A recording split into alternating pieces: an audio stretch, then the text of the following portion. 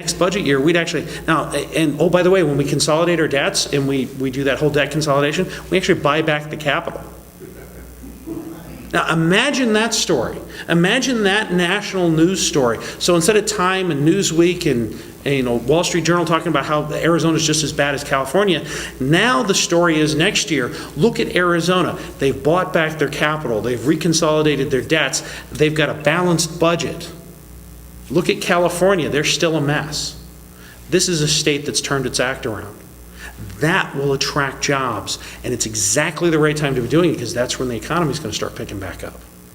So we can tell this story, but we've got to get our act together. We've got to get our fiscal house in order. So that's, at the end of the day, that's what this made my decision to get out of what would have been a fairly easy re-election campaign for the treasurer's race and go ahead and throw my hat in the ring for the governor's race. Because frankly, I'm tired of beating my head against the wall, warning everybody, telling everybody, well, this is what's coming, this is how you can avoid this, and having them just ignore it and say, fine, this state we can't wait any longer. We've got to get these things solved, because the longer you wait, the more expensive it gets. So I'd be glad to answer any questions. Nobody had any questions while we were going? Yes, sir. The national ID card, do you think that would help with the illegal issue, which I think the illegal issue has an impact on our educational system, our healthcare system, and our nanny states that you talked about the other day as well? I do not support the national ID card. I think that causes a whole host of other problems. There's a simple way to solve the illegal immigration problem in our education and welfare system. Ask them whether or not they're here legally, and ask for proof. It's not that hard to do that. When I was in the legislature, I sponsored Proposition 300, which you all voted for in 2006, which ended all state subsidies for illegals in the state of Arizona.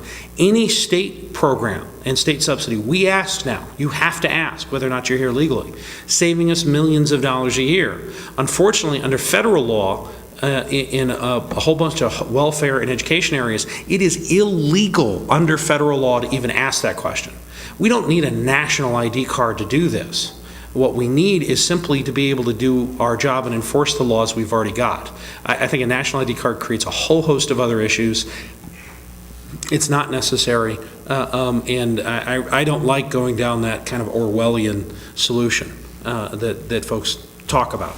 Yes, ma'am.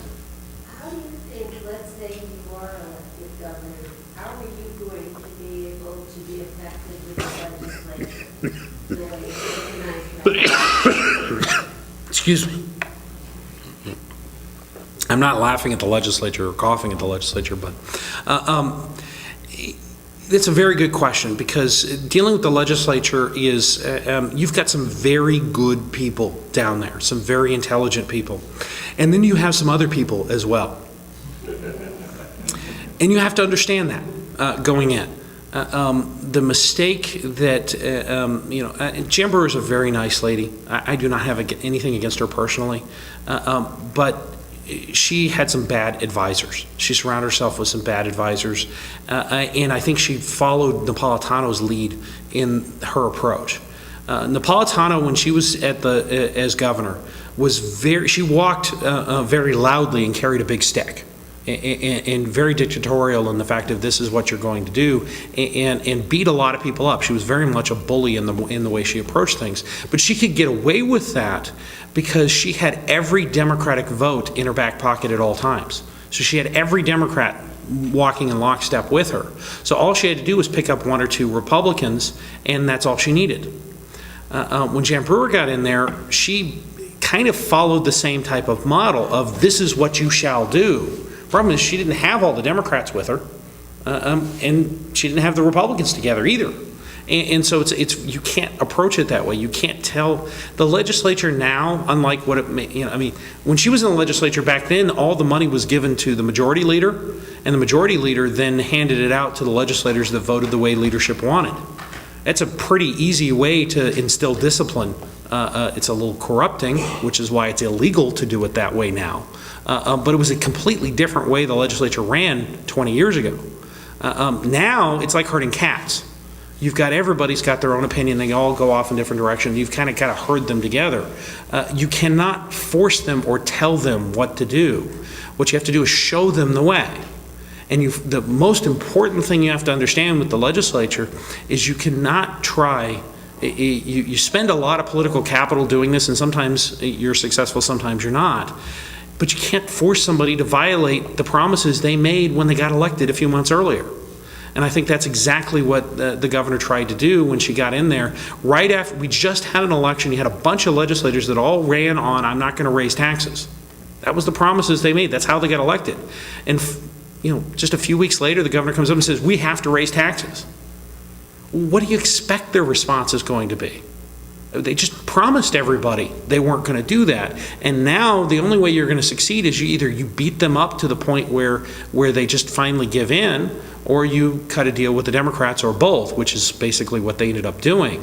And so as a result, even if you succeed and you get reelected, but you've now made a whole bunch of legislators violate their own promises, and then they don't get reelected, that hasn't helped you at all. You've got to work with them. You provide real leadership, which is saying, this is where we are, we need solutions that go in this direction, and then you work collaboratively with them on the specific details. You got to understand, you've got 90 people with egos bigger than the room they're in. And so they're all going to want their fingerprints on everything. You can't just say, this is my way or the highway. They have to be part of the process. This is the way I worked when I was down at the legislature. I held the record, I think I still do, for the most bills signed into law by the governor, and the most bills vetoed. So I'm actually more proud of some of the vetoes than some of the signatures. But I can get legislation through. I've been succeeding. I get the largest property tax cut in state history, which became the largest property tax increase because the governor vetoed it later down the road on the reauthorization. That was actually my bill that eliminated that last property tax.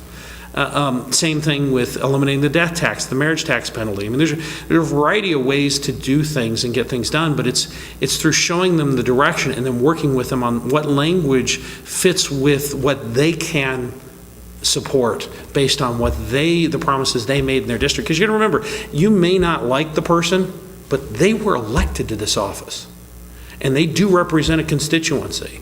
And so you have to work with, and some of the other people I really do like, and some of them I like a lot, but I don't think should be elected because I don't like their politics, but they're good people in general. Other people, I like their politics, but I would never go out to dinner with them because they're just no fun. But I don't want to get too much into the personalities of the legislature. But it's truly a style of leadership and working collaboratively and realizing you're not a dictator. This is a representative republic. Terry. Yeah, it seems like the legislature thinks you're going to have a balanced budget based on sales tax increases, Governor Brewer's pushing. Do they really think that the voters are actually going to go in there and approve a new tax on us? A number. And assuming we don't, what's the legislature now going to do? Now balance this budget that's all mayhem. Very good question. A number of legislators do not believe that the tax increase is going to pass. Even some of them that voted for it. They told me, they said, we got sick and tired. We can't get anything done with this governor. She will not support anything. She will not negotiate on anything until we get this thing done.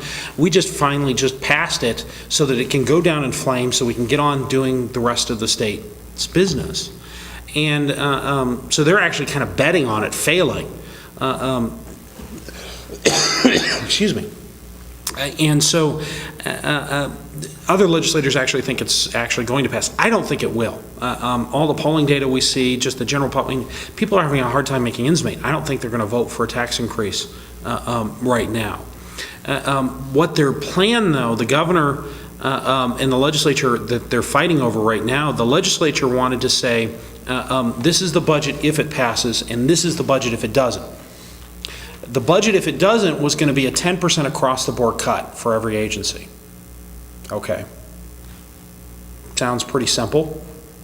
Easy for everybody to understand. Governor hated it.